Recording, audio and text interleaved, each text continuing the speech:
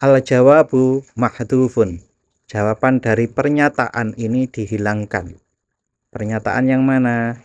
Innal ladzina kafaru bidzikri lamma ja'ahum. Sesungguhnya orang-orang yang mengingkari Al-Qur'an ketika Al-Qur'an itu disampaikan kepada mereka, jawabannya pasti mereka akan celaka. Satu nih.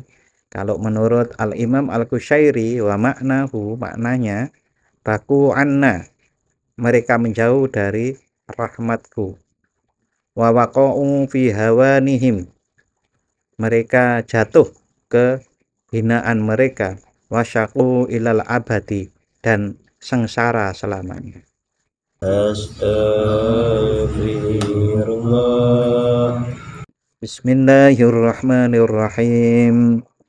Qala al-Imam Al-Qushairi radhiyallahu anhu. Qauluhu jalla dzikruhu. Bismillahirrahmanirrahim. Innal ladzina kafaru bidzikri lamma ja'ahum wa innahu lakitabun aziz. Innal ladzina kafaru, sesungguhnya orang-orang yang mengingkari Al-Qur'an, lamma ja'ahum, ketika Al-Qur'an itu disampaikan kepada mereka, wa innahu lakitabun aziz, pasti mereka akan celaka. Wa innahu lakitabun aziz, sesungguhnya Al-Qur'an itu adalah kitab yang mulia.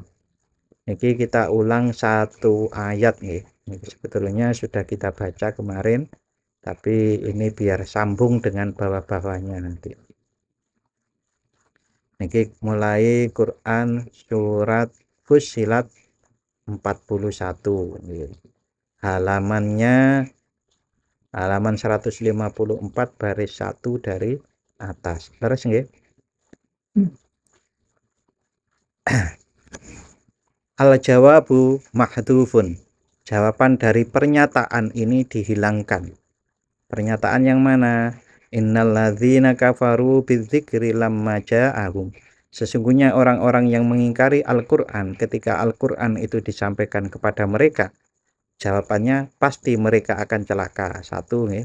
Kalau menurut Al-Imam Al-Qushairi wa maknahu, maknanya baku anna, mereka menjauh dari rahmatku. Wa waqa'u fi hawanihim, mereka jatuh ke hinaan mereka. Wasyaqu ilal abadi, dan sengsara selamanya. Jadi kalau dibaca lengkap nih ngeten iki. Sesungguhnya orang-orang yang mengingkari Al-Qur'an ketika Al-Qur'an itu disampaikan kepada mereka, pasti mereka akan celaka.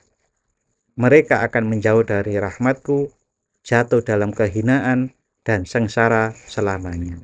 Na'udzubillahi min dzalik. Wa innahu lakitabun aziz, dan sesungguhnya Al-Qur'an adalah kitab yang mulia. Ini nafsiri yang ini. Mulianya Al-Qur'an itu pripun?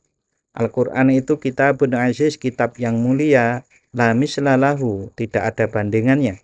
Haitsu qad ajazu, karena mereka-mereka yang tidak percaya dengan Al-Qur'an tidak mampu anil idyani bimislihi, tidak mampu mendatangkan sesuatu yang serupa dengan Al-Qur'an. Al-Qur'an itu kitabun azizun, kitab yang mulia, ghalibun lisyubahil mubtadiin, mengalahkan argumen-argumen kaum inovator, kaum-kaum penemu. Pokoknya wong-wong sing pinter-pinter niku nggih mboten saged mengalahkan argumen-argumen Al-Qur'an. Sampai hari ini loh, Pak. Bahkan yang namanya AI artificial intelligence, kecerdasan buatan pun itu kalau ditanya akhirnya pada mendukung Al-Qur'an. Pertanyaan umpamanya diajukan, apakah Al-Qur'an itu betul-betul orisinil? Jawabannya iya. Bagaimana penjelasannya? Lah, dia dijelaskan sama AI. Di antaranya karena itu tradisi menghafal. Hafal gitu sampai kalau ada kehilangan satu huruf pun kelihatan. Oleh karenanya mengaji Al-Qur'an itu bagus sekali, memang harus cermat panjang pendeknya. Karena panjang pendek itu menunjukkan makna. Nek pendek itu umpamanya la kitabun. La kitabun tadi di ayat itu. Kalau dibaca la kitabun berarti bukan kitab atau tidak kitab. Tapi kalau la kitabun berarti sungguh kitab kan begitu. Nah, oleh karenanya orang menghafal nekan itu sangat penting gitu ya. Terutama untuk menjaga orisinalitas Al-Qur'an. Allah Subhanahu wa taala sudah menjamin bahwasanya Al-Qur'an itu akan dijaga oleh Allah Subhanahu wa taala. Di antaranya cara tekniknya menjaga, Allah membuat orang-orang yang hafal, orang-orang yang paham. Sehingga sampai hari ini Al-Qur'an itu dipercaya satu-satunya kitab suci yang orisinal. Di sana di balik itu banyak kitab-kitab yang sudah tidak orisinil, ditambahi ke sana kemari. Kemudian azizun la yaqdiru ala mu'aradatihi ahadun.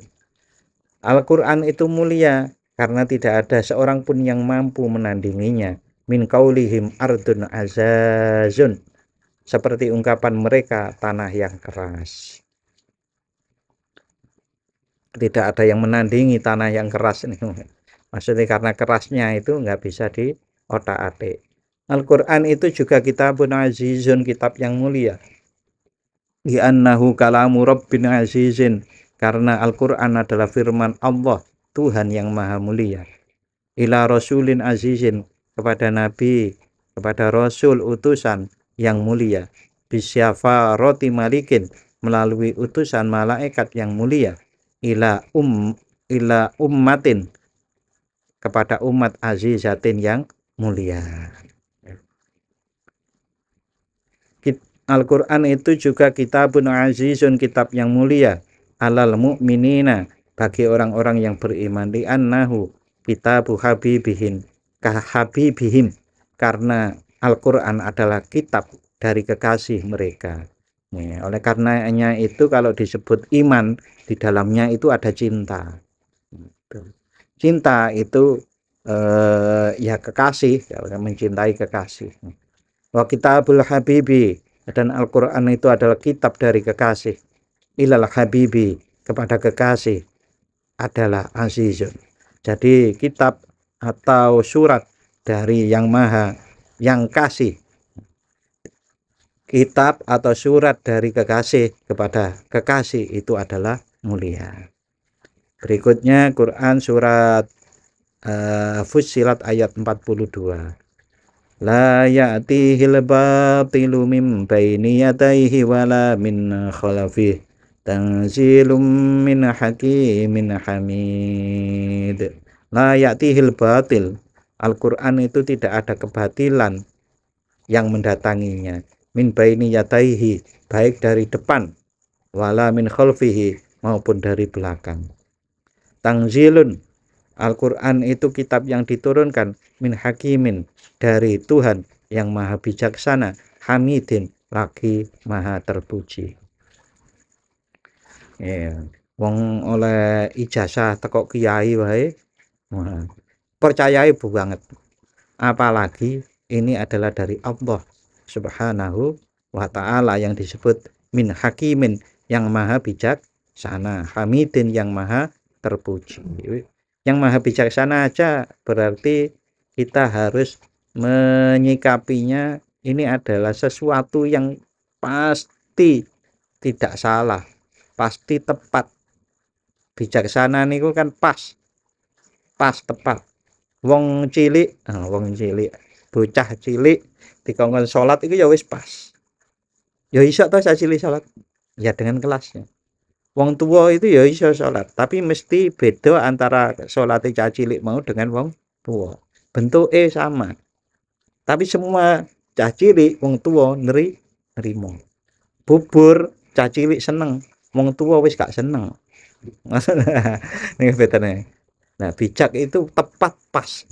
Apalagi ini dinamakan maha bijaksana, berarti selalu pas. Luar biasanya kan itu. Kita membuat tulisan Mungkin bisa jadi tulisan itu cocok untuk anak-anak, tapi tidak akan cocok untuk orang tua. Tapi Al-Qur'an itu bisa cocok untuk anak cilik sampai anak orang tua ya cocok. Semua bisa merasa tepat dengan apa yang ada di dalam Al-Qur'an itu. Saiki wong susah karo wong seneng didepi Al-Qur'an itu cocok kabeh, Pak. Ono rumuse kok. Nek pas susah piye, nek pas seneng piye gitu. Iku ono. Wong loro iku nang Al-Qur'an iku ya ono rumuse. Itu pasti cocok. Wong sugih ya cocok, wong gak sugih ya cocok. Iku Al-Qur'an. Oleh karenanya mau nandingi piye ya, Pak? Kangelan, Pak. Jadi Al-Qur'an itu mau dipahami anak kecil ya paham. Wong tua ya paham. Wong sing ahli makrifat, ahli hakikat ya tetep cocok. Wong nyatane wong ahli makrifat itu maca iku ya sik iya ya, iya ya maneh nemu maneh. Gitu. Hai la yang kuduhu kitabun akhar, yaitu tidak ada kitab lain yang dapat membatalkan Al-Qur'an.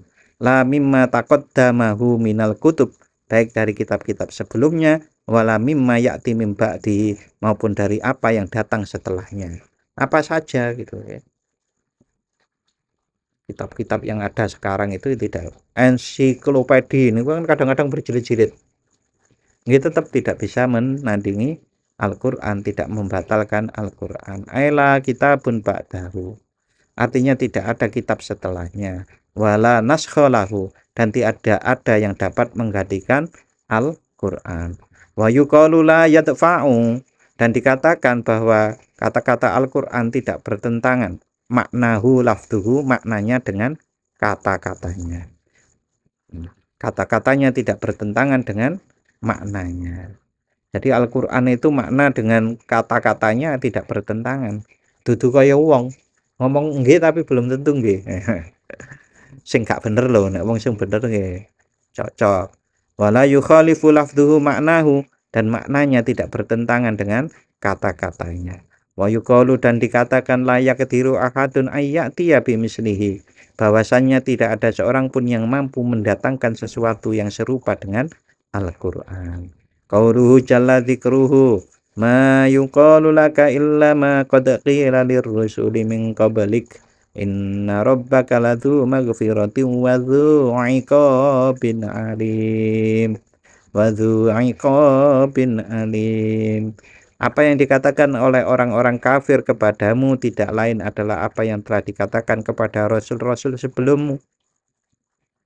Jadi dari dulu yang namanya rasul yang memberi mengajak umatnya kepada Allah niku nggih sama. Ada yang mengatakan mereka penyihir, ada yang dikatakan wong miskin kok ngajak-ngajak wong sugih, wong gak duwe pangkat kok ngajak-ngajak wong pangkat, ngoten mawon gak bener niku. Nggih. Inna rabbaka ladzu maghfiratin. Sesungguhnya Tuhanmu pasti mempunyai ampunan, wadzu iqabin alim, dan azab yang pedih. Niki seimbang. Allah itu punya ampunan tapi nggih punya azab gitu. Tergantung milih yang mana. Usulut tauhid, pokok-pokok tauhid, la takhtalifu, tidak berbeda bisyara'i, bisyara'i. Nah, sesungguhnya pokok-pokok tauhid itu tidak berbeda antara satu syariat dengan syariat lainnya. Fajauharuha fil ahkam, karena inti jauhar, inti dari hukum-hukum Al-Qur'an adalah wahidun, satu. Wa annahu tajibu muwafaqatu awamirihi, yaitu bahwa kita wajib mematuhi perintah-perintah Allah dan menjauhi wajitinabu mawajirihi, dan menjauhi larangan-larangan Allah.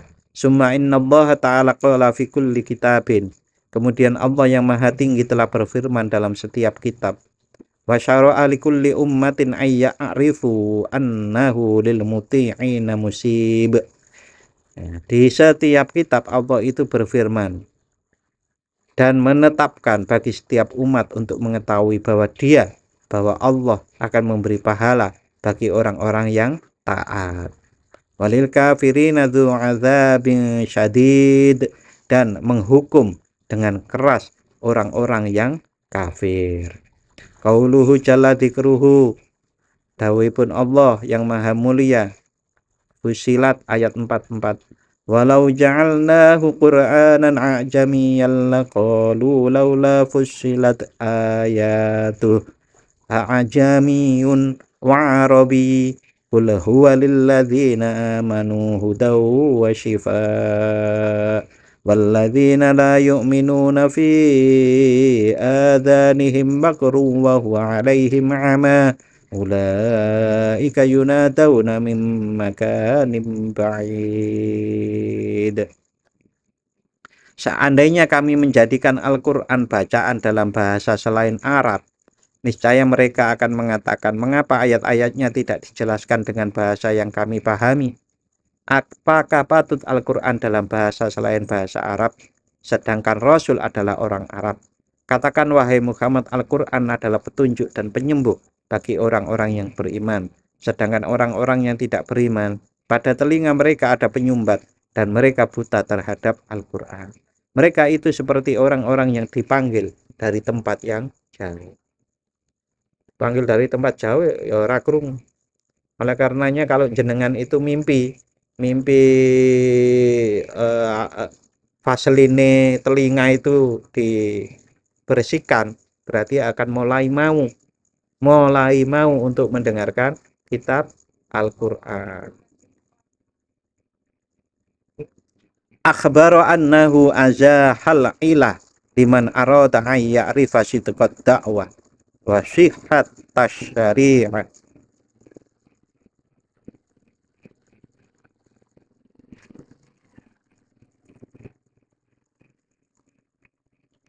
Akhbaro annahu azahal ilah, Allah memberitahukan bahwa dia telah menghilangkan alasan liman arada an ya'rifa sidqat da'wah, bagi siapapun yang ingin mengetahui kebenaran. Jadi Allah akan menghilangkan alasan-alasan, halangan-halangan bagi siapapun yang ingin mengetahui kebenaran. Kebenaran sikot dakwah, kebenaran dakwah, wasihhatas syariah, dan kesahihan syariat. Jadi kalau yang mencari kebenaran ya akan dikasih tahu. Tapi nek ndeleke duit tok seneng-seneng tok, apa lagi arep ngumpul ke cewek model sing kono kaya apa ya. Kan ono wong niku jarene lho. Coba kabeh jarene naudzubillah min dzalik. Ya ora nemu kebenaran no ndeleke kesenengan tok. Summa wasofal kita babi annahu sifaul lil mu'minin. Kemudian Allah menjelaskan bahwa kitab ini adalah penyembuh bagi orang-orang yang beriman. Penyembuh itu tidak hanya penyembuh fisik, tapi penyembuh fisik juga bisa disembuhkan oleh Al-Quran. Terutama yang dimaksud adalah penyembuh bagi orang-orang beriman, karena orang beriman itu kadang mengalami kesakitan. Orang-orang yang beriman kepada Allah kadang gisik loro nopo, loro sik pingin seneng-seneng dan nang dunya. Kon sabar kok abot sabar, kon syukur kok angel syukur lah. Tapi nanti kalau membaca Al-Quran pasti akan kemudian diberikan petunjuk bahwa sabar dan syukur itu memang yang terbaik dan benar, sehingga kemudian mantap menapaki masa depan untuk menuju Allah, untuk mendekatkan diri pada Allah lebih kuat lagi. Oleh karenanya Al-Quran kalau dibaca bagi orang-orang yang susah menemukan ayat-ayat yang pas, yang konteks tadi dengan dirinya, maka dia akan tetap kukuh untuk sabar. Bahwa syifa'ul lil ulama, Al-Quran adalah penyembuh bagi para ulama, haitsustarohu bihi, karena dengan membacanya mereka merasa tenang. Jadi seseorang itu kalau berilmu, maka saat membaca Al-Quran itu adalah istirahat. Karena apa? Dunia ini isinya kan paradok. Dunia ini kan isinya dilema.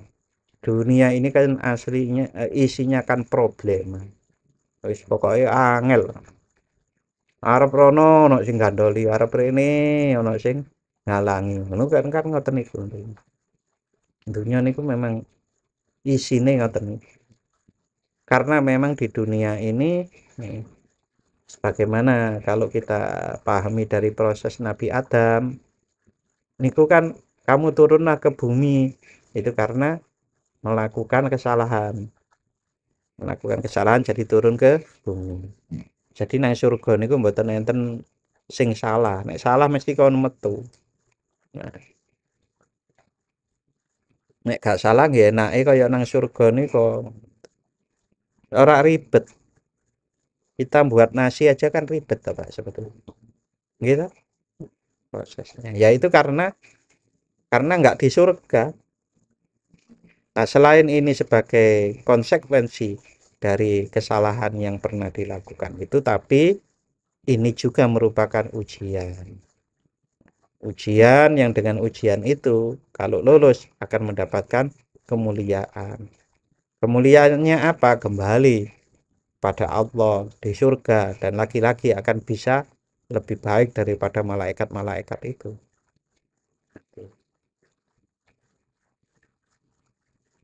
Kemudian Al-Quran adalah penyembuh bagi para ulama karena dengan membacanya mereka merasa tenang an-kaddal fikri dari beban pemikiran wa tahayyuril khawatiri dan kebingungan pikiran. Belajar filsafat kan angel tuh, Pak. Bingung-bingung ini maca Al-Quran lah enak.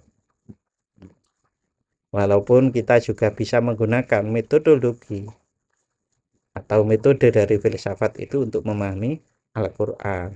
Tetapi kalau seseorang itu memahami filsafat tanpa ada jeluntrungnya, biasanya nggih malah bingung. Mboten ketemu-ketemu. Saya pernah membaca yang namanya filsafat itu kan menemukan bahwasannya ada penyebab pertama dari segala sesuatu ini. Kan terus mikir toh, penyebab pertama itu apa sapa sing kaya apa. Bingung toh, Pak. Nah, nang Al-Qur'an kan wis cetok. Wallahu khalaqakum. Allah itu pencipta kalian. Allah pencipta alam semesta. Ya itu penyebab pertama, nggak usah bingung toh. Jenenge siapa? Allah. Nah, ahli filsafat kita sih goleki kan ngoten. Wa huwa syifaa'un lidhiki suduril muridin. Al-Qur'an adalah penawar bagi kesempitan dada para murid orang yang menuju jalan kepada Allah. Lima fihi minat tana'umi, karena di dalamnya terdapat kenikmatan membaca. Lima fihi minat tana'umi bi qiraatihi, karena di dalam Al-Qur'an terdapat kenikmatan membacanya. Wa taladzudi bit tafakkuri fihi, dan merenungkannya. Nek serius niku wong maca Al-Qur'an seneng, Pak. Ada kenikmatan-kenikmatan yang dirasakan. Ada ketenangan yang dirasakan. Nah, nek gak serius ya abot. Napa kok maca Al-Qur'an abot? Oh, abot ya. Padahal targetnya hari Minggu ini itu sak juz. Lah apa? Setoran nang grup WA. Jadi beban toh, Pak. Tapi nek serius melajari Al-Qur'an, sedina jenengan itu bisa loh, mungkin katakanlah 8 jam. Itu wong kerja kan 8 jam. Jenengan bisa loh menggunakan 8 jam itu untuk belajar Al-Qur'an kalau serius itu sama dengan kerja. Maksudnya apa? Ya seneng gitu. Kerja kan dibayang-bayangi arep oleh duit lah, seneng tak. Ini maca Al-Qur'an itu ya iso seneng kaya jadi bagi para muridin, bagi para pencari jalan atau penuju jalan Allah, baca Al-Qur'an itu di situ ada kenikmatan, ada kebenaran, ya. Kenikmatan membaca dan merenungkan. Al-Quran juga bahwa syifaun liqulubil muhibbin. Al-Quran adalah penyembuh bagi hati para pecinta. Penyembuh bagi para pencinta min lawa'i jil istiyaqi, dari rindu yang menyengat, lima bihi min lutfil mawahid. Di dalamnya terdapat kelembutan spiritual. Nah, oleh surat kok ya. Jadi cinta. Terus maca Al-Qur'an oleh surat dari yang dicinta. Ya ayam kan begitu. Saiki oleh WA, yen oleh surat. Wa huwa syifaa'un lil qulubil arifin, dan Al-Qur'an juga penyembuh bagi hati para arifin, yaitu orang-orang yang makrifat billah. Bima yatawalla 'alaiha min awaril tahaqquqi, karena cahaya-cahaya kebenaran, cahaya-cahaya kebenaran, cahaya hakikat, cahaya kebenaran. Wa asari khitabir rabbil azizi, dan jejak-jejak firman Allah yang maha mulia terus-menerus menyentuh hati para arifin. Enak loh baca. Nek gelem yo enak. Ngeluwi enake enak nang dunya lah. Segala kenikmatan dunia ini itu akan kalah dengan kenikmatan kalau kita itu betul-betul mendekatkan diri pada Allah. Entah nanti sampainya itu pada muhibbin, pada arifin, pada abidin. Itu nek serius pasti enak, dan enaknya melebihi kenikmatan-kenikmatan yang ada di dunia. Padahal nek di delok wong liya itu ya cuma mung Allah, muni Allah ngono tok iku rasane enak. Ya bagi orang-orang itu. Nek kita kan enak kan perlu klopo ditambah bawang merah, bawang putih tadi enak. Dadi apa ngono. Iku muni Allah, muni wis wae. Itu namanya halawatul iman, manisnya iman. Nek manisnya gula wae saiki akeh wong sing akeh wong wedi dengan manisnya gula. Walladzina la yu'minuna fi adhanihim waqru wa huwa 'alaihim 'ama. Dan bagi orang-orang yang tidak beriman ada sumbatan di telinga mereka, dan Al-Qur'an itu membuat mereka menjadi buta. Hum la yasma'una biqulubihim, karena mereka tidak mendengar kebenaran dengan hati. Hum la yasma'una biqulubihim, mereka tidak mendengarkan dengan hati minal haqqi, dari kebenaran. Atau mereka tidak mendengar kebenaran dengan hati. Jadi mendengarnya itu dengan telinga. Wala yastajibuna, dan mereka tidak menanggapi bibaku fi dzulumatil jahdi wal jahli. Mereka tetap berada dalam kegelapan, penolakan, dan kebodohan. Gelem ngrungu. Nek gak gelem ngrungu ya piye maneh. Iki Al-Qur'an lho. Apa Al-Qur'an? Wis apa? Kejinan, kesetanan. Nesu. Apa-apa dinesoni. Kan enten lho Pak wong nesu itu sego nasi ora salah ya iso dibuang. Pas nesu kaya ngene iku iki Al-Qur'an ngono ya nek dinesoni Al-Qur'an. Kok Al-Qur'an disebut namae Allah ngono, Gusti Allah ya dinesoni. Nek wong lagi nesu niku enten ngoten niku. Kula nggih pernah nemoni. Waduh. Wis setanan. Padahal setan ae sing ngakoni nek pangeran iki ya tetep Gusti Allah. Wa huwa 'alaihim 'ama, dan Al-Qur'an itu membuat mereka buta. La yaziduna 'ala marril ayyami illa dhalala, dan mereka seiring bertambahnya waktu, seiring berjalannya waktu tidak ada tambahan kecuali kesesatan. Waktu berjalan sedetik mereka tambah kesesat.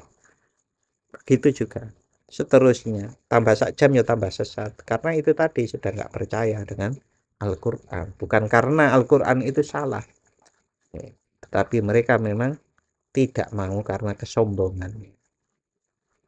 Qauluhu jalla dzikruhu ayat 45. Walaqad ataina Musal kitaba fakhutulifa fihi walaula kalimatun sabaqat mir rabbika laqudiya bainahum wa innahum lafi syakkim minhu murib. Sungguh kami benar-benar telah menganugerahkan kitab Taurat kepada Musa, lalu kitab itu diperselisihkan. Seandainya tidak ada ketetapan yang terdahulu dari Tuhanmu. Ketetapan apa? Bahwa orang-orang yang mendustakan Al-Quran akan ditunda penyiksaan. Niscaya telah dilaksanakan hukuman di antara mereka. Jadi sudah ditetapkan bahwasannya orang-orang yang mendustakan Al-Quran akan ditunda penyiksaannya, dikasih kesempatan. Oleh karena itu ono wong kaya apa wae menentang Allah, menentang Al-Quran, itu ya tidak langsung dihukum. Sesungguhnya mereka benar-benar dalam kebimbangan dan keraguan terhadap Al-Quran. Jadi nek ono wong aku gak percaya Gusti Allah langsung dihukum. Aku gak percaya Al-Quran langsung dihukum. Kabeh wong dadi iman Pak Baru. Ujiannya nang dia ya. Gak ada ujian lagi. Padahal kita itu di dunia ini diuji. Mengapa kok diuji? Ya agar jelas. Sopo sing memanfaatkan betul-betul karunia Allah Sang Maha Pencipta kepada dirinya. Apa karunia itu? Ono akal digawe mikir, ono ati ya digawe ngrungokke. Nah, mosok wong mesti dikai HP ora dienggo. Dikai HP ditukokke HP malah HP ini di silent terus, dihubungi bapak gak tahu. Gak tahu nyambut, gak tahu dijawab, padahal sing nukokke bapake lho HP. Nah, manusia sudah diberi yang namanya badan sesosok ini dengan berbagai macam kelengkapannya, kemudian dikasih pikiran, dikasih hati, dikasih rasa, kok gak tinggu. Nek digelem nganggo ya nanti akan bisa menerima Al-Quran. Ataina Musa Taurah, kami memberikan Taurat kepada Nabi Musa, wa arsalnahu ila qaumihi, dan mengutus Nabi Musa kepada kaumnya. Fakhtalafu fi amri, lalu mereka berselisih tentang ajarannya. Ya, sebagaimana kemarin itu sudah disampaikan bahwasanya saat Nabi Musa datang kepada Fir'aun kan sudah diperselisihkan tuh itu. Masuk Musa Nabi kan begitu. Itu kan sama saja dengan Nabi Muhammad pada waktu mendakwakan Islam. Mosok kok Muhammad Nabi nih gitu kan. Mbok ora iku ta. Ora teko jalur dari Bani Israel kan karepe ngono wong Yahudi itu. Jadi salah kalau seseorang itu menilai kebenaran dari harta benda. Salah seseorang kalau menilai kebenaran itu dari pangkat atau tidaknya. Bahkan salah juga kalau menilai kebenaran itu dari pinter dan enggaknya. Loh, sampai sakmono lho, Pak. Gitu. Nabi Muhammad itu nggih sugih nggih mboten. Maksudnya paling sugih ngoten teng pada waktu jadi nabi nggih mboten. Pangkat nggih mboten. Nah, pinter wong diarani pinter wong nyatanya Nabi Muhammad nggak bisa baca. Artinya kebenaran itu ya apa yang disampaikan itu. Faman kahalna sarrohu binuri tauhid soddaqoh. Barang siapa yang kami terangi hatinya dengan cahaya tauhid, dia akan membenarkan Al-Quran, membenarkan Taurat. Nah ini nggih, dalam konteks ini maksudnya membenarkan kitab itu. Waman a'mainahu an mawaqi'il bayan qabalahu bitakdzibi wajahtihi. Dan barang siapa yang kami butakan dari tempat-tempat penjelasan mawaqi'il bayan, penjelasan dia menolaknya dengan kedustaan dan pengingkaran. Mawaqi'il bayan, tempat-tempat kebenaran. Di dalam Al-Quran kan enten toh tempat-tempat kebenaran. Semua benar sebetulnya. Cuma kan dicetokke iki lho bener. Contoh nek zaman Rasulullah sebutkan bahwasanya nanti Rasulullah itu akan menang. Pada waktu itu kan belum menang. Terjadi namanya Fathu Mekah. Fathu Mekah itu kemenangan di Mekah. Kemenangan di Mekah niku pripun? Nah, Rasulullah dan para sahabatnya masuk Mekah, yang dulu pernah mereka mengusir Rasulullah dan para sahabat, saiki mlebu Mekah itu dengan aman, nggak ada halangan sama sekali. Nah, itu sudah disampaikan dalam Al-Qur'an akan terjadi seperti itu. Nggih. Walaula kalimatun sabaqat mir rabbik. Nah, sekarang selanjutnya kita menafsiri niki. Imam Al-Qusairi menafsirkan walaula kalimatun sabaqat mir rabbik. Kalau bukan karena keputusan yang telah ditetapkan dari Tuhanmu, wa ya anna uqubatahum finnar, yaitu bahwa hukuman mereka yang mendustakan kitab di neraka akan dilaksanakan ba'dal qiyamil qiyamah, akan dilaksanakan setelah hari kiamat, la ajal nas ti'solahum,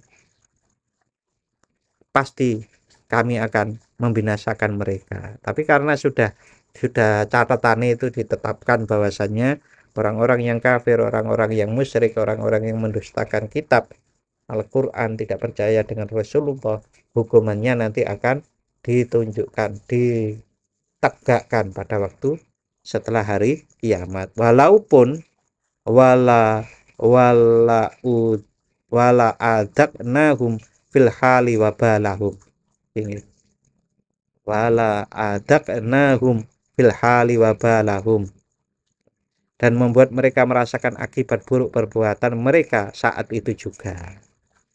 Jadi di dunia kita tetap enten sidik-sidik, mboten total. Sidik-sidik niku pripun? Lah gak percaya Al-Qur'an, lah sering susah. Gak percaya Al-Qur'an ya sering gelisah.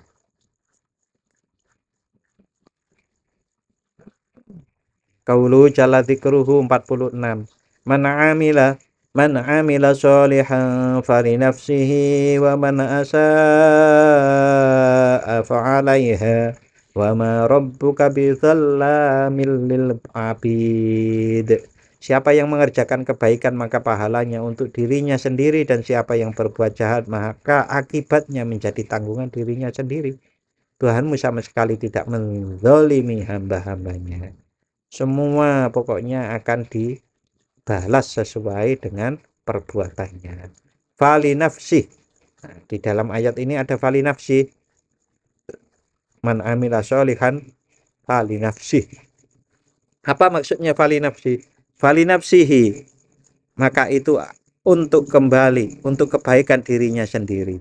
Di anna naf'a idun ilaihi, karena manfaat perbuatan baik itu kembali kepada dirinya. Wa man amila amalan sayyi'an, dan barang siapa melakukan perbuatan jahat, fa innama dzalama li nafsi, maka sesungguhnya dia telah berbuat zalim kepada dirinya sendiri. Wa asaa ilaiha, dan berbuat jelek menyakiti dirinya sendiri. Li annahu huwallazi yuqasi durrahu wa yulaqi syarrahu, karena dialah yang menanggung bahayanya dan menghadapi akibat buruknya. Nah Pak, umpamanya ada orang tanya, nyatane wong kafir kae sing gak percaya Al-Qur'an, gak percaya Gusti Allah, gak percaya, gak Islam, gak percaya Rasulullah, kok ya hidupnya api-api wae. Nah, tadi kan sudah disampaikan di 46, 45 apa 46 tadi. 45 akan nanti kelihatan di akhirat itu, walaupun di dunia juga masih dikasih juga sedikit-sedikit. Kemudian berikutnya kita sampai pada 47. Ilaihi yuraddu ilmus sa'ah wa ma takhruju min samaratin min akmamiha wa ma tahmilu min unsa wa la tad'u illa bi ilmihi wa yauma yunadihim aina syurakai qalu adanna kama minna min syahid. Hanya kepada Allah pengetahuan tentang hari kiamat itu dikembalikan. Tidak ada sama sekali buah-buahan yang keluar dari kelopaknya, dan tidak seorang perempuan pun yang mengandung dan melahirkan, melainkan semuanya dengan sepengetahuan Allah. Pada hari ketika Allah menyeru mereka, di manakah sekutu-sekutuku itu? Mereka menjawab, kami menyatakan kepadamu bahwa tidak ada seorang pun di antara kami yang dapat memberi kesaksian bahwa engkau mempunyai sekutu. utuh. Nah, ini kan nyambung sama atasnya tadi, bahwasanya pembalasan bagi orang-orang yang tidak percaya gitu, itu nanti akan di hari kiamat, dan hari kiamat itu tidak ada yang tahu kecuali Allah. Allah itu maha tahu, bahkan maha tahunya Allah sampai-sampai di sini disebutkan buah-buahan yang keluar dari kelopaknya dan perempuan yang mengandung dan kapan melahirkan, itu yang tahu hanyalah Allah. Loh Pak, niku wong mengandung niku yang tahu juga dokter Pak. Sekarang ada HPL. HPL niku apa sih? Singkatan apa HPL? Hari hari per lagi-lagi perkiraan, bukan hari-hari kepastian. Ngoten lho. Niku pun cetha dari bahasanya. Ramalan cuaca. Ramalan sanes kepastian cuaca. Nah, karena itu dari namanya pun kelihatan. Sing gawe nama biyen niku ya hati-hati. Ben ora kebablasan menyalahi hukum-hukum Allah. Oleh karenanya saya itu kalau mau membedakan antara orang yang katanya weruh sadurunge winarah dengan dukun yang weruh sadurunge winarah, itu gampang. Sing nek wong sing tenanan dari Allah, dia taunya pasti dia akan ngomong insya Allah. Tapi nek dukun mesti wis pokoke. Ngono kan ada dukun. Pokoke nek gak kedaten apa kembali urunane apa bayare mahare. Nek dukun kan mahar. Lamas ta'jalu, ketika mereka meminta percepatan, waqalu dan berkata, mata taqumu hadhil qiyamah allati tatawa'aduna biha. Kapan hari kiamat yang dengannya engkau mengancam kami ini akan datang gitu. Nah, tadi kan sambungannya kali ini kok lupa. Wong kafir itu kan karo begini. Tenan nih. Ono tenan wong. Coba langsung saiki kan ngono to. Maka dijawab dengan ayat tadi. Nah, tafsirnya seperti ini. Ketika mereka meminta percepatan dan berkata, kapan hari kiamat yang dengannya engkau mengancam kami ini akan datang? Qala Allahu Ta'ala, Allah berfirman, inna ilmal qiyamati yang faridu bil haq. Bahwasannya sesungguhnya pengetahuan tentang hari kiamat hanya diketahui oleh Allah. Fala ya'lamuhu ghairuhu, dan tidak ada seorang pun selain Allah yang mengetahuinya. Fakama la ya'lamu ahadun malladhi yakhruju minal asjar minas simar. Seperti halnya tidak ada seorang pun yang mengetahui apa yang akan keluar dari pohon-pohon berupa buah-buahan. Ya semua niku perkiraan, Pak. Kemarin itu saya lihat ada YouTube orang buangi jeruk. Nebasi jeruk itu loh, Pak. Nebasi jeruk baru dibuangi. Apa? Gak sesuai dengan ekspektasi. Jadi jeruk sih entah-entah. Nah, ya itu tadi. Ya, Pak kok sering bener? Ya, memang kayak begitu. Ada hukum-hukum kok sering bener, tapi tetap sesungguhnya segala sesuatu itu dalam kontrol, dalam kekuasaan Allah sepenuhnya. Bukan hukum alam. Hukum alam itu ya yang dibuat oleh Allah, dan tetap hukum alam itu dalam kekuasaan Allah. Sehingga satu saat api tidak membakar seperti pada kasus Nabi Ibrahim alaihi salam. Jadi tidak ada yang tahu sebetulnya ini buah apa ora. Ya perkiraan wae. Jenenge pepaya biasanya akan berbuah itu pada bulan keberapa. Pak Surya niku apal. Padi itu berapa bulan Pak Surya? Nah, ya kayak gitu. Apa wis mesti panen? Enggak bisa Pak Surya bilang mesti, Pak. Enggak mesti. Nah, minggu wingi saya pagi-pagi lewat ke jalan ke Joko Tirto itu ya. Aku ya mau ngenes ndelok wong-wonge. Apa? Parine do robo. Nah, mungkin udan sama angin itu. Abote rek. Padahal sing madang ya kadang-kadang ya sak-sake, gak entek ya wis dibuang. Padahal sing nang sawah ya ngalih ngrasake kaya. Kemudian Wa malladzi tantawi alaihi arhamun nisa min auladiha dukuron wa inasan. Seperti halnya tidak ada seorang pun yang mengetahui apa yang akan keluar eh, dari pohon-pohon berupa buah-buahan. Ini yang tadi nggih. Wa malladzi tantawi alaihi arhamun nisa min auladiha dukuron wa inasa. Apa dan juga tidak ada yang tahu yang disembunyikan rahim para wanita, apakah lahir berupa anak laki-laki atau perempuan. Kan enten USG ya tadi itu Pak perkiraan.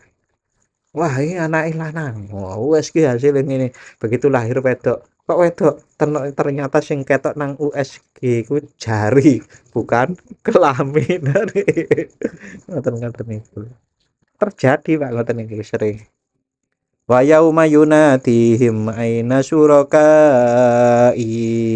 Kemudian tafsirnya tentang yang potongan ayat ini. Dan pada hari dia memanggil mereka, di manakah sekutu-sekutu kalian?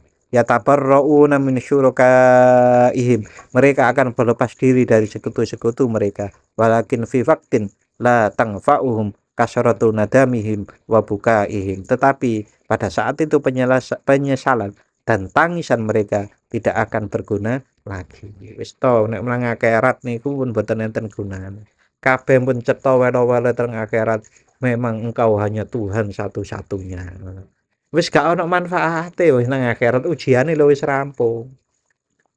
Begitu mati ujiane pun rampung, pun dinilai. Nah, gitu.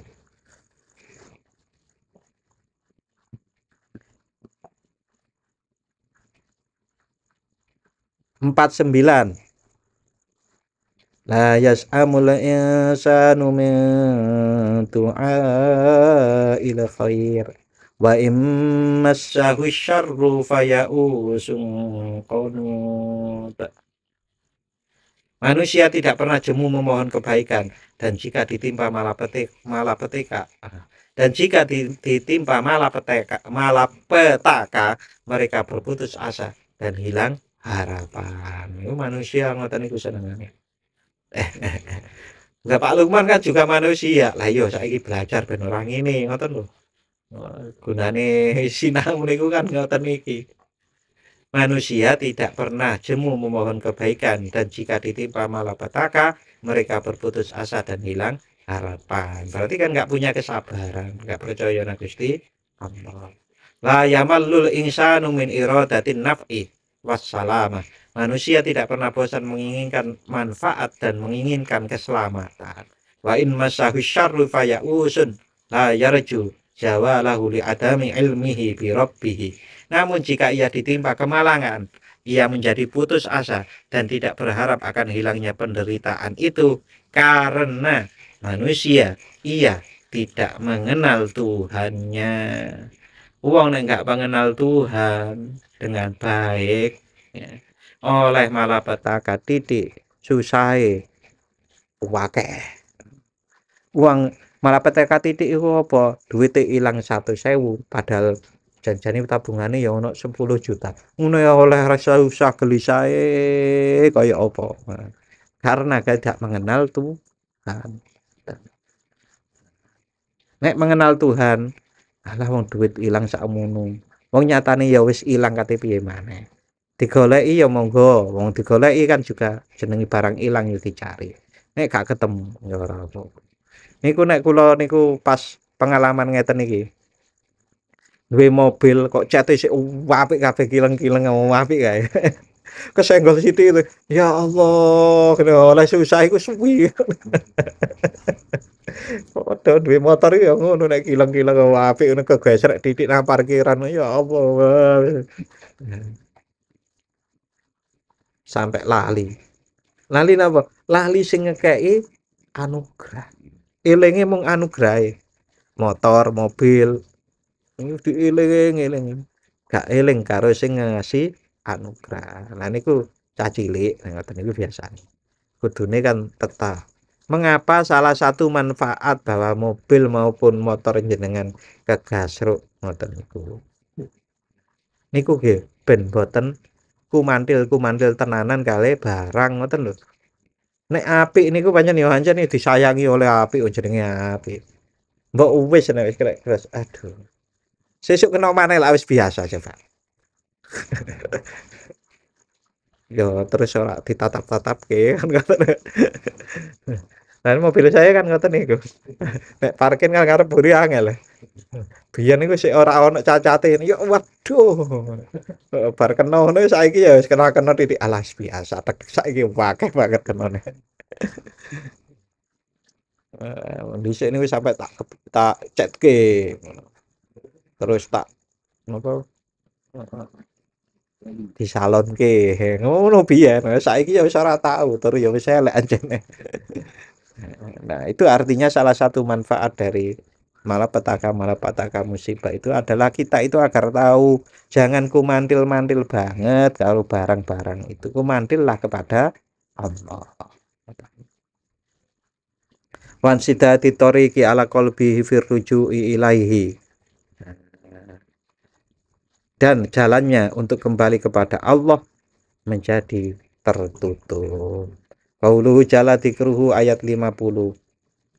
Wala in adzaqnahu rahmatan minna min ba'di dharra amassathu la yaqulanna hadza li wa ma adunnu as-sa'ah wa ma adunnu as-sa'ata qa'imatan wa la irji'tu ila rabbi wala irji'tu ila rabbi innali 'indahu lil husna falanunabbi annalladzina kafaru minna falanunabbi annalladzina kafaru bima 'amilu walanudhiqannahum min adzabin ghalid.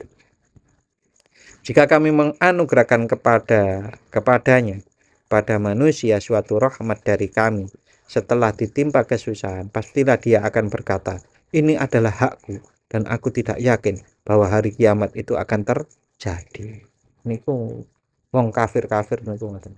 Ini kan hasil saya. Nek gak kerja keras apa ya iso kaya ngene. Nek gak pinter apa ya kaya ngene. Mboten ngoten niku. Nek wong muslim ki alhamdulillah. Hada min fadli rabbi. Masya Allah la quwata illa billah. Ngoten niku. Jika ternyata aku dikembalikan kepada Tuhanku, sesungguhnya aku akan memperoleh kebaikan di sisinya. Wah, pede banget nih. Wis gak berterima kasih. Ini adalah hakku. Nek aku nek memang surga iku ono, aku ya mlebu surga. Niku wong-wong kafir ngoten iki. Maka sungguh kami akan memberitahukan kepada orang-orang yang kufur tentang apa yang telah mereka kerjakan, dan sungguh kami benar-benar akan menimpakan kepada mereka azab yang sangat besar. La in kasafna anhul bala. La in kasafna anhul bala, sungguh jika kami angkat penderitaan dari manusia, wa aujabna lahur roja'a, dan kami berikan harapan kepadanya, la adda ahustihaqon au ittifaqon, ia akan mengklaim bahwa itu adalah haknya atau hanya kebetulan saja ngepasi. Wa ma taqoda anna dzalika minna fadlun wa ijabun, ia tidak menyadari, orang kufur itu tidak menyadari, orang kafir itu tidak menyadari bahwa semua itu adalah karunia dan anugerah dari kami. Nah, nek wong mukmin niku sampai setiap waktu, setiap detik itu ternyata adalah semuanya kekuasaan Allah, semua pemberian Allah, semua milik Allah. Niku. Nek wong kafir sebaliknya niki wau. Iki kan aku, ini hakku, ini kan kebetulan. Ngoten niku. Nek niku nek wong kafir. Qauluhu jalla dzikruhu wa idza an'amna 'alal insan wa idza an'amna 'alal insani a'rada wa na'a bijanibih Wa idza massahu syarru fadzu du'ain arid. Apabila kami menganugerahkan kenikmatan kepada manusia, niscaya dia berpaling, tidak mensyukuri nikmat Allah dan menjauhkan diri dari Allah dengan sombong. Namun apabila kesusahan menimpanya, dia akan banyak berdoa. Jadi karakter-karakter yang disampaikan, yang difirmankan oleh Allah ini adalah menjadi rambu-rambu bagi kita.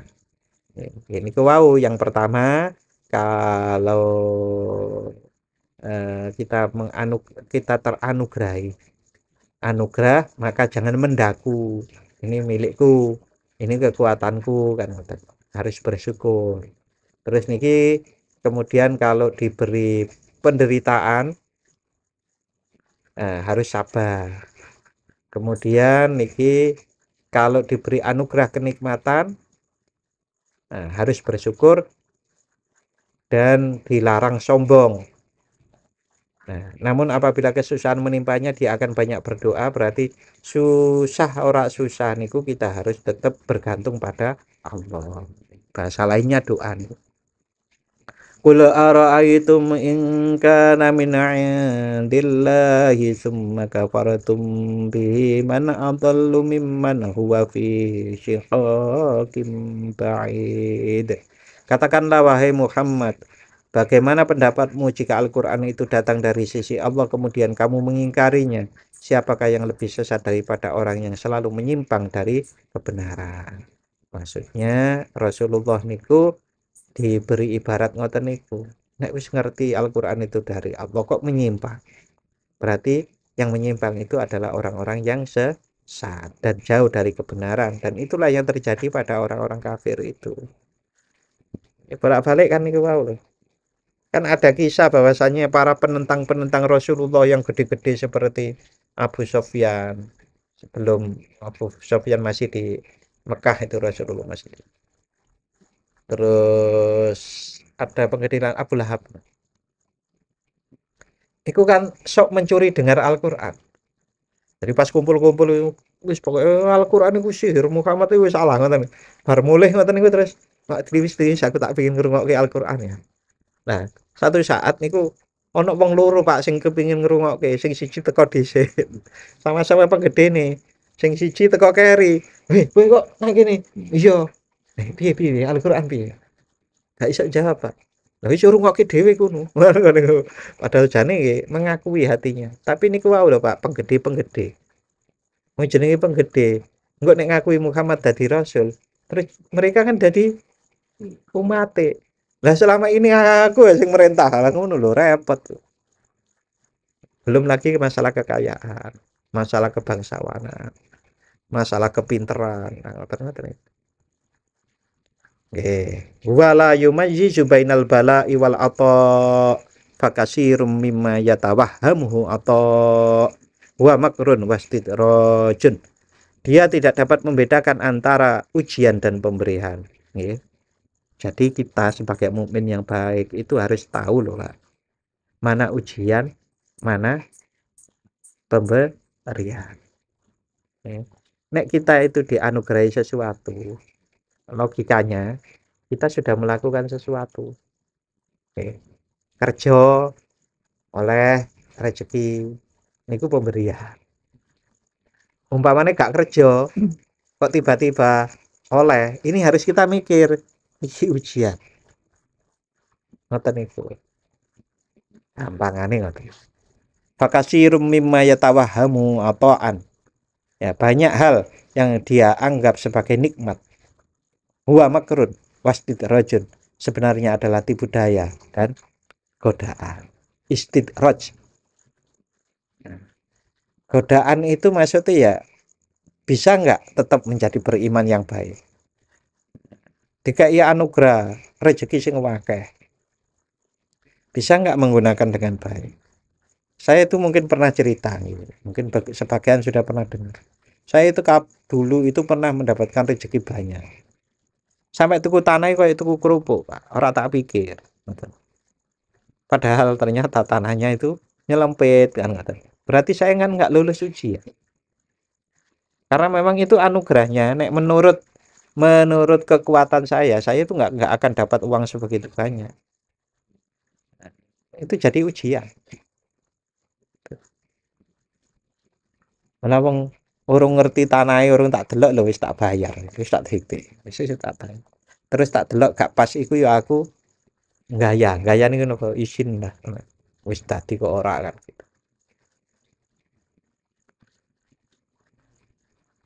Wa huwa yustadimuhu wa kasirum mimma huwa fadlun wa syarafun. Sementara banyak hal yang merupakan karunia dan kebaikan dari Allah. Wa ta'un yadunnuhu minal bala'i fayu'afuhu wa yakrahuhu. Dia menganggapnya sebagai ujian lalu membencinya. Jadi lengkapnya begini ya. Banyak orang tidak dapat membedakan antara ujian dan pemberian. Banyak hal yang ia anggap sebagai nikmat sebenarnya adalah tipu daya. Tipu daya itu istidraj dan godaan atau ujian. Dia menikmatinya secara berlebihan. Sementara banyak hal yang merupakan karunia dan kebaikan dari Allah, dia menganggapnya sebagai ujian, lalu membencinya. Jadi antaranya yang gampang, Pak. Ono wong dikai lara.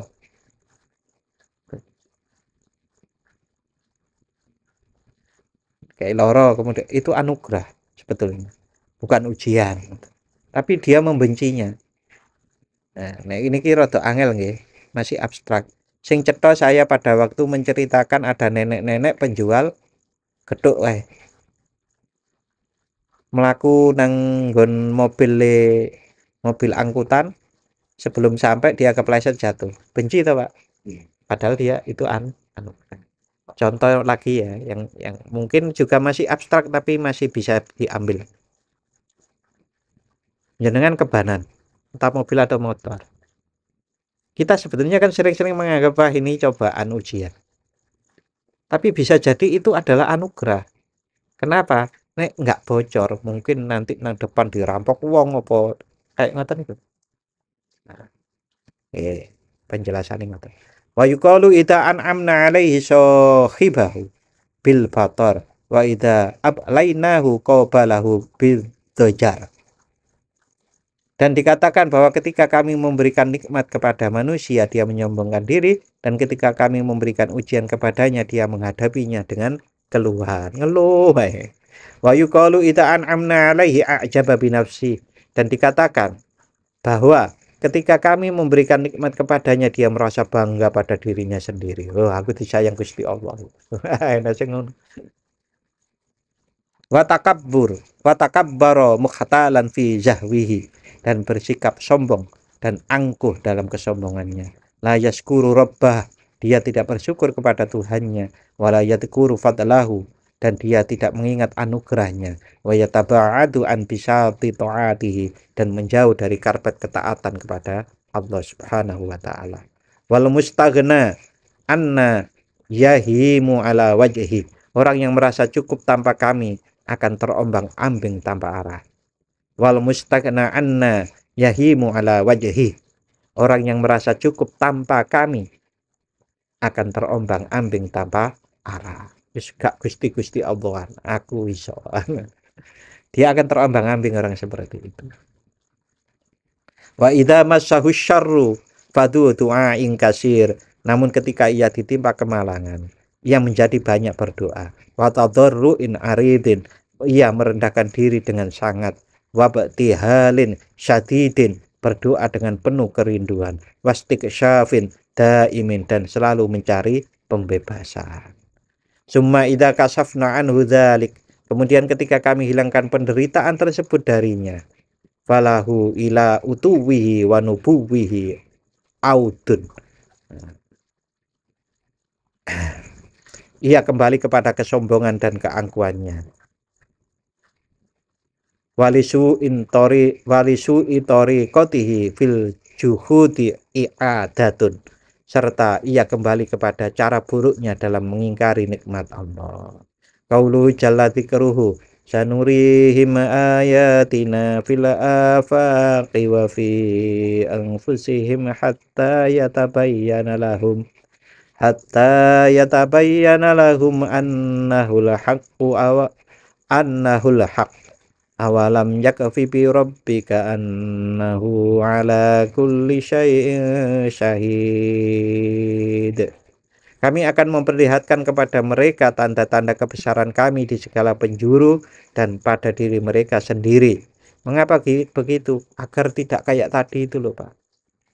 Nek, memang ternyata Allah yang membuat semuanya ini. Ben ora kayak tadi, sing mengeluh, sing sombong kayak tadi. Sehingga jelaslah bagi mereka bahwa Al-Quran itu adalah benar. Tidak cukupkah bagi kamu bahwa sesungguhnya Tuhanmu menjadi saksi atas segala sesuatu? Ala innahum fi miryatim min liqa'i rabbihim ala innahu bikulli syai'im muhit. Ketahuilah sesungguhnya mereka dalam keraguan tentang pertemuan dengan Tuhan mereka. Ketahuilah sesungguhnya dia maha meliputi segala sesuatu. Tafsirnya sanurihim. Sanurihim niku napa? Al-sinu lil istiqbali.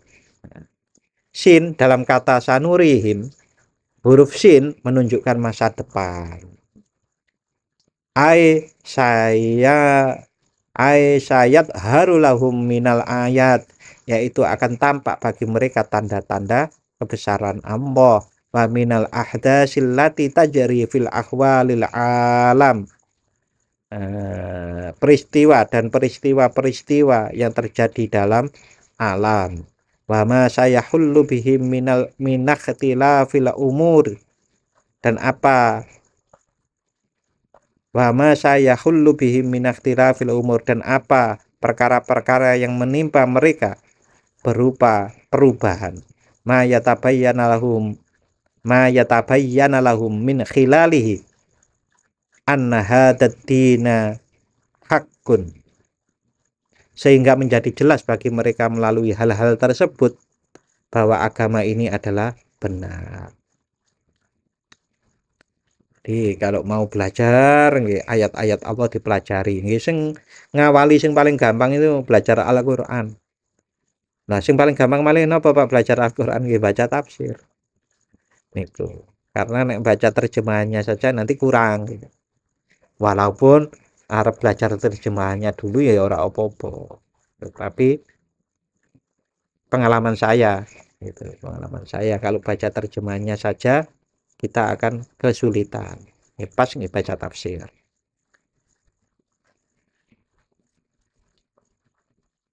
Wa anna hadzal kitab haqqun, bahwa kitab ini Al-Qur'an adalah benar. Wa anna Muhammadan sallallahu alaihi wasallam haqqun, bahwasanya Nabi Muhammad adalah benar. Wa annal mujri li hadhil ayati wal ahdasi wal umuri wal munshi lahu huwal haqqu subhanah. Dan yang menggerakkan tanda-tanda peristiwa-peristiwa dan kejadian-kejadian ini serta yang menciptakannya adalah Allah yang maha benar. Subhanah, maha suci Allah. Memintil kal ayat maka namin kohril kufar, dan di antara tanda-tanda itu adalah kekalahan orang-orang kafir. Wa uluwil Islam, dan kemuliaan Islam. Sekarang ini Islam itu nang di Pak. Inggris katanya sekarang lagi heboh, itu saya lihat di medsos. Karena banyak sekali orang masuk Islam, bahkan diisukan Pangeran Charles wis dadi raja ya. Raja itu kan katanya juga. Intinya kalau orang itu mau mempelajari benar Al-Qur'an akan mengakui. Dulu orang-orang itu tidak mau mempelajari Al-Qur'an, tapi mendengarkan orang menjelek-jelekan Al-Qur'an percaya dulu, ngeten lho Pak. Orang luar negeri kebanyakan gitu. Jadi nggak mau belajar sendiri, ada orang menjelek-jelekan Al-Qur'an percaya, menjelekkan Islam percaya. Tapi setelah mereka belajar sendiri, termasuk diantaranya ini adalah berkah internet. Walaupun internet itu ya arugine akeh, berkah nggih enten. Karena apa? Setiap orang sekarang nggak kesulitan. Bahkan disodor-sodorkan di tangannya. Itu juga akan menjadi dalil nanti. Dalil apa? Lah nek wis kaya ngono, dakwah sudah semasif ini. Di tangannya masing-masing dakwah niku kan ada. kok urung percaya karo Islam. Nah, maka itu akan menjadi dalil untuk menyiksa ya. Kok lha kula mboten ngerti Islam. Lah lang tanganmu apa? Kan ngoten lho. Wasala syi'a'daiddin dan lenyapnya musuh-musuh agama. Saya baca bahasa Indonesianya saja nih. Dan di antara tanda-tanda itu adalah kekalahan orang-orang kafir, kemuliaan Islam dan lenyapnya musuh-musuh agama. Wayukolu dan ada pendapat juga dikatakan mintil kal ayat fil afak ikhtilafu akamil ayuni ma'attifaqi jawahiriha fit tajanusi. Di antara tanda-tanda kekuasaan Allah itu di ufuk-ufuk adalah perbedaan hukum pada mata meskipun zatnya serupa dalam keseragaman. Nopo Pak? Matahari iku biyen iku nggih ngoten niku. Tapi sing delok beda wong nggih beda, Pak. Apike niku beda. Ada orang yang terkagum-kagum dengan matahari, tapi wong sing delok nang kono kok ndi kae? Sing nang utara iku jenenge Antartika. Nek sing selatan apa? Eh, nek utara Antartika, nek selatan? Hah? India. Ya wis kok diteleki maneh aku kok ya lali kok ya mak pleng lali. Kutub utara sama kutub selatan itu kan ada sebutannya sendiri-sendiri. Niku nggih beda mandeng matahari. Bahkan matahari kalau dari daerah tempat tertentu itu kan kayak ada pantulannya yang kayak ono loro. Matahari ini kan ngoten. Nah, itu di sini disebut oleh Al-Imam Al-Qusairi gitu. Tanda-tanda kekuasaan Allah itu diantaranya adalah perbedaan hukum pada mata meskipun zatnya serupa seperti matahari tadi. Wahadi ayatun wahadi ayatu khudusil alam. Ini adalah tanda-tanda penciptaan alam semesta. Waktu itu ulamu hadasili sifatihi dan kebutuhan makhluk baru terhadap sifat-sifatnya. Kebutuhan makhluk terhadap sifat-sifatnya. Wafi angfusihim kemudian kita dijelaskan menafsiri kata wafi angfusihim dan pada diri mereka sendiri. Maksudnya kekuasaan ada pada diri mereka sendiri yaitu pada diri kita ini. Manusia niku di dalam diri manusia juga ada tanda-tanda kekuasaan Allah. Min amaratil kudus berupa tanda-tanda penciptaan. Waktila fil ausofi dan perbedaan sifat-sifat ma yumkinuhum idrakuhu yang dapat mereka pahami atau yang mungkin dipahami atau ditemukan. Wong sing lahir dengan golongan A, dengan golongan darah B, golongan itu kan beda-beda sifatnya. Ngoten nggih? Bener. Nek nang Jawa lebih dulu dari rumus itu.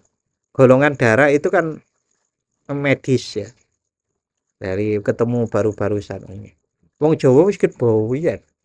Wong nek lahir dina Senin itu karakternya beda dengan dina Selasa. Iku lebih dulu, tapi giliran nek ngomong ngono jare takhayul. Tapi nek golongan darah ora lah ya salah toh.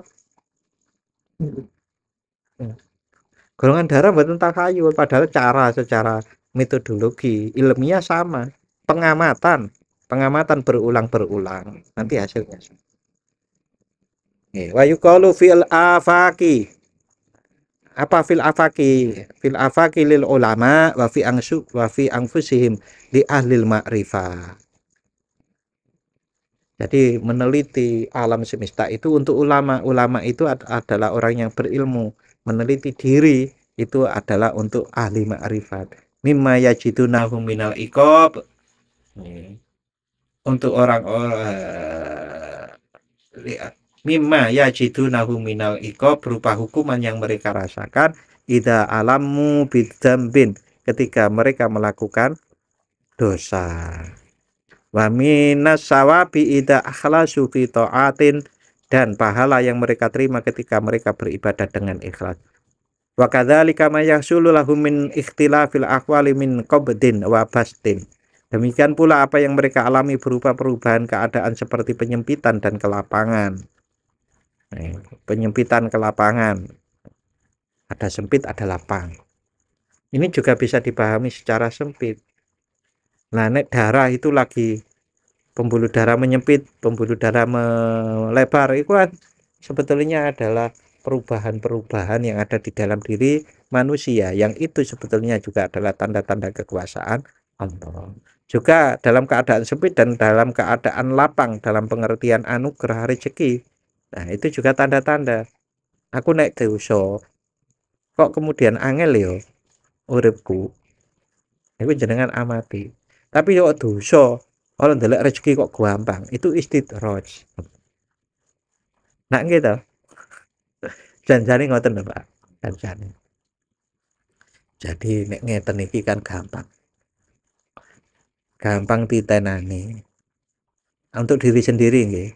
Untuk diri sendiri dikoreksi. Aku kok wangel lah ndelok rezeki. Wes angel ngeluh. Itu berarti hukuman. Berarti dulu ada dosa. Ngoten. Tapi kok wangel lah rezeki. Tapi kok merasa malah tenang atine. Sama-sama gak ono rezeki loh, Pak. Tapi sing siji merasa ngeluh, sing siji merasa tenang. Sing ngeluh itu berarti dulu diawali karena ada dosa, ada kesalahan. Kesalahan itu bukan hanya karena makan babi tuh, Pak.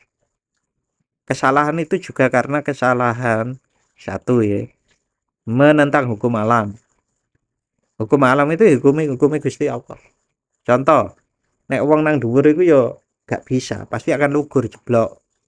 Kan dadi loro. Jeblok. Niku hukum alam. Gitu. Ada juga hukum apa perintah jangan sombong, tetap sombong wae. Itu kan dosa juga. Nah, kalau itu menjadi diperingatkan oleh Allah dengan kesulitan yang bisa dirasakan. Ya biasanya wong sik lagi awal-awal sing bisa dirasakan kesulitan apa nggih mesti rezeki.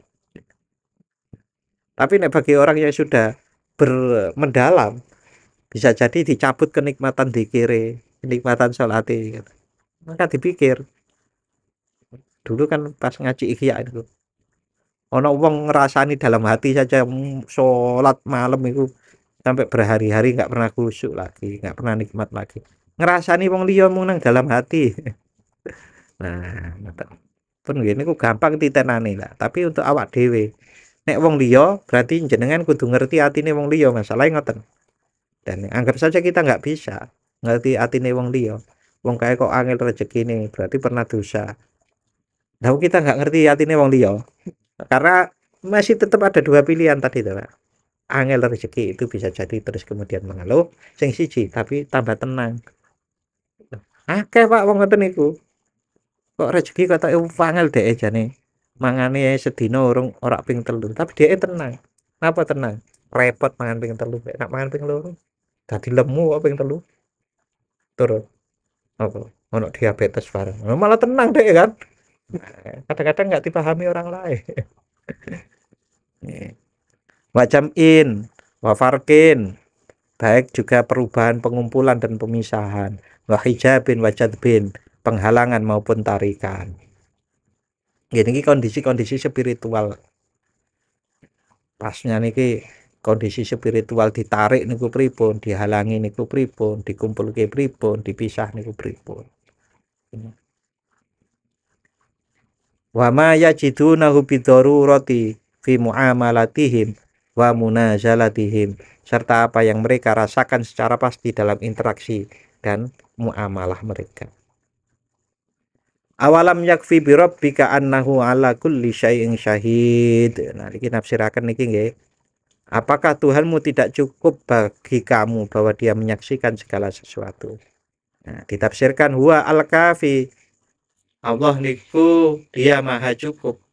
Walakinnahum ayil kufar, tetapi mereka yaitu orang-orang kafir fi miryatin mil liqa'i rabbihim fil qiyamah, dalam keraguan tentang pertemuan dengan Tuhan mereka di hari kiamat. Wal isyaratu fihi, dan maksud isyarah ayat ini annal awam, sesungguhnya orang-orang awam lafi syakin, masih dalam keraguan min tajwizi ma yukasifu bihi ahlul hudur. Orang-orang awam masih dalam keraguan tentang apa yang diperlihatkan kepada orang-orang yang hadir min ta'rifati sirri, dalam pengetahuan spiritual tentang rahasia ilahi. Ala innahu bikulli syai'in muhid. Ketahuilah sesungguhnya dia Allah bikulli syai'in terhadap segala sesuatu itu muhitun meliputi.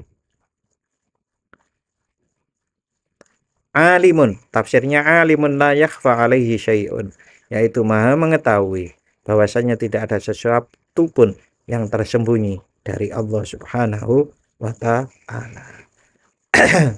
Nggih. Niki akhir dari surat Fussilat. Kita akhiri, nanti kita diskusi tanya jawab. Bismillahirrahmanirrahim. Allahumma inni astaudiuka ma 'allamtanihi fardutuhu ilayya inda hajati ilaihi wa la tunsinihi ya rabbal alamin. Matur nuwun, mudah-mudahan bermanfaat dan mohon maaf apabila ada khilaf. Wassalamualaikum warahmatullahi wabarakatuh.